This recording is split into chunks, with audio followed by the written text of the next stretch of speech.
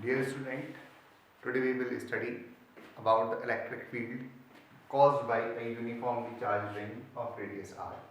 Assuming that the entire charge q is uniformly distributed along the circumference of the ring, right? There is a point P which is situated on its axis and we have to determine the electric field at this point P.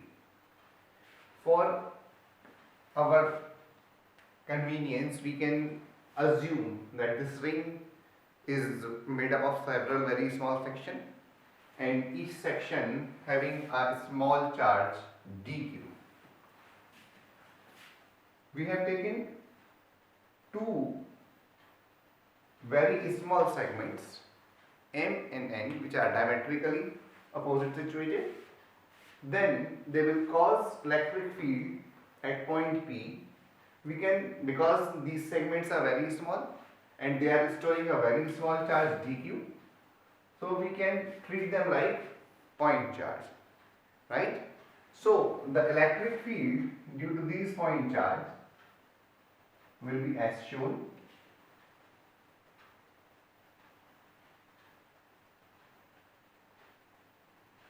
As the points are diametrically opposite, their fields are like this.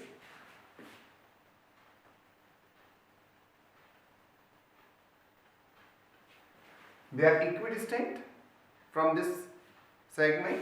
So the electric field due to each segment will be dE is equal to 1 upon 4 pi epsilon naught dq upon under root r square x square to the power half. We can resolve these electric field along the axis and perpendicular to axis like this. This is dE cos theta and this is dE sin theta, where this is the angle theta. The components which are along the axis get added up and the components which are perpendicular to the axis get cancelled out. So the effective contribution by any such segment on the point P will be dE dash is equal to dE cos theta. For every such segment on this ring, there will be a diametrically opposite segment.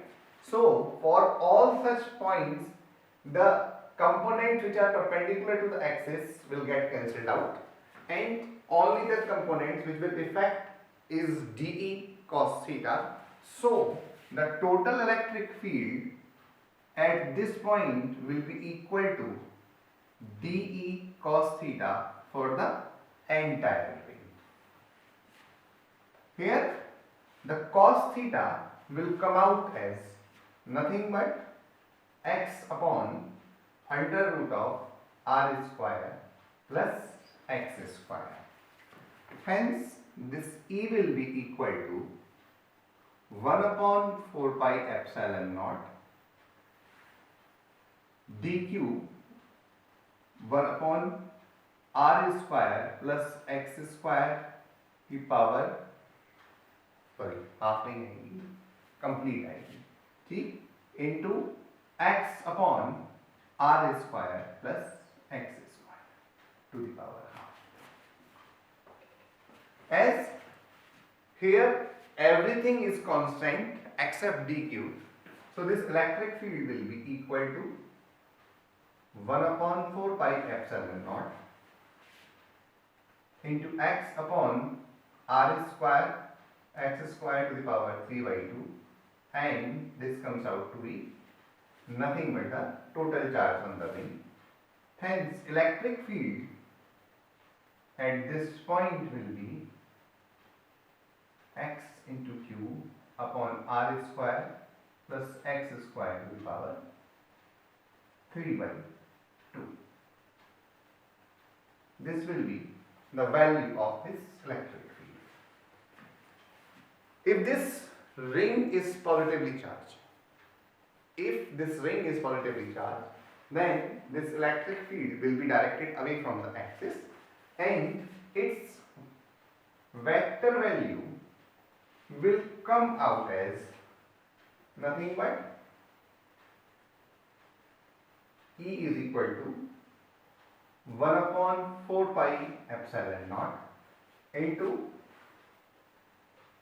Q into X upon R square plus X square to the power 3 by 2 and unit vector I, if in this case we are taking it like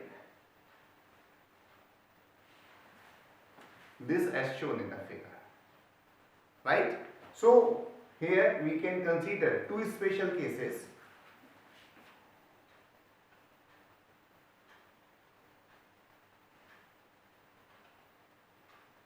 Number one,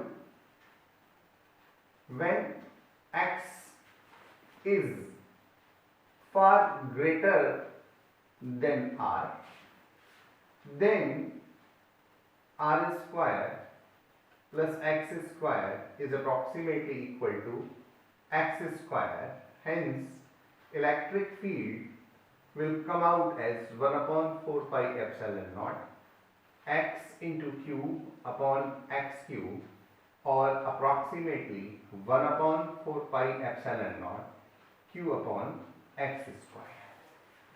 So in this condition we can say this ring will behave like a point charge. Hence, in case 1, ring will behave as point charge. Number 2, when X is 0, that is point is situated on the center of ring. In this condition, this electric field is equal to 1 upon 4 pi epsilon naught 0 into Q upon R square plus 0 square to the power 3 by 2 or 0. Hence, electric field is 0. Right? If we carefully observe in this case, then electric field is inversely proportional of X square, and when X becomes quite large, that is infinity, then electric field will again become 0. So in the two cases, what we find, electric field initially 0 at center, electric field 0 at infinity.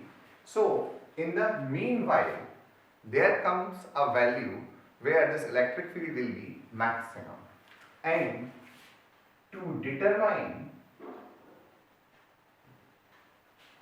for what value of X field will acquire maximum value is your home assignment.